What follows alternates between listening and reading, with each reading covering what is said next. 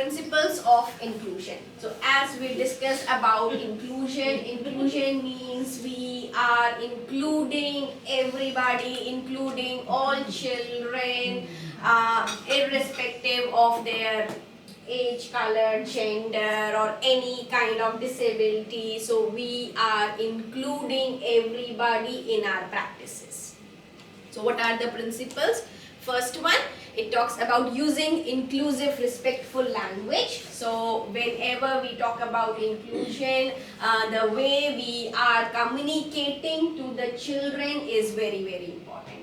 Now, not just the word, not just our verbal communication, but non-verbal as well. So our body language also, how you are like your eye contact, or how you are addressing a child, are you acknowledging the child or not. So it's all about like your verbal and non-verbal and what words we are using. So that also very important when we are talking about inclusion and respecting the children.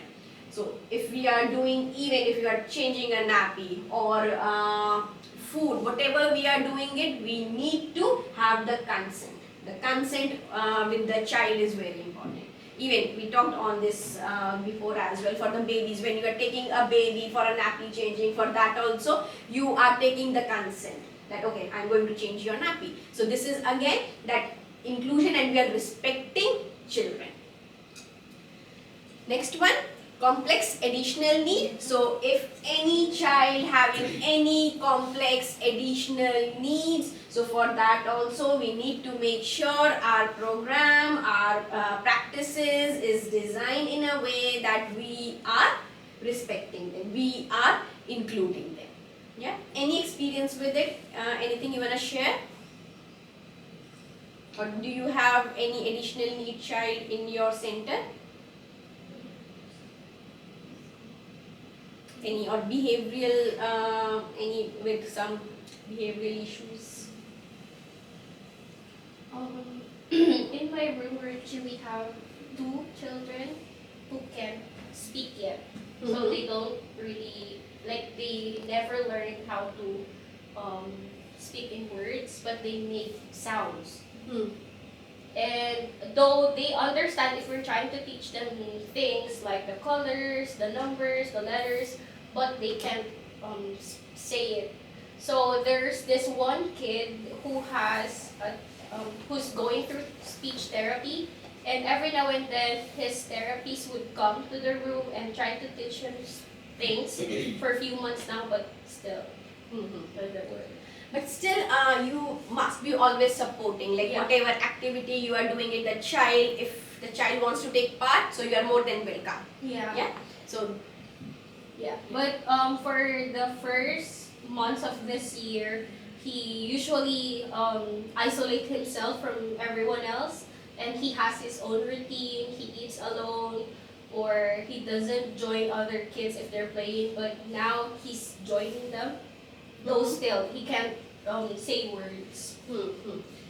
So we need to understand that what are the needs and wants of the child. We need to understand how we are practicing or how we are using our words, how we are communicating with the child, are we respecting them or not, and then if we feel like reflecting on ourselves, that's we have just discussed, and if we feel like where we need to grow or how we can grow or how we can fill up the gaps. So if any training required, or if we can observe other educators, experienced educators or the room leaders, so it's always good to learn, and then or any if you need any training, so about your personal development as well. So understanding yourself, and then you feel like yes, I want some more maybe qualifications, or I need to have the training that how I can deal with behavioral issue children or deal with families or deal with other educators.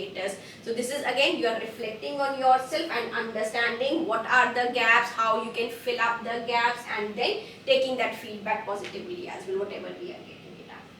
So but as we are talking about here about inclusion, so yes, if any delay is there, and sometimes we should not come to the conclusion very quickly.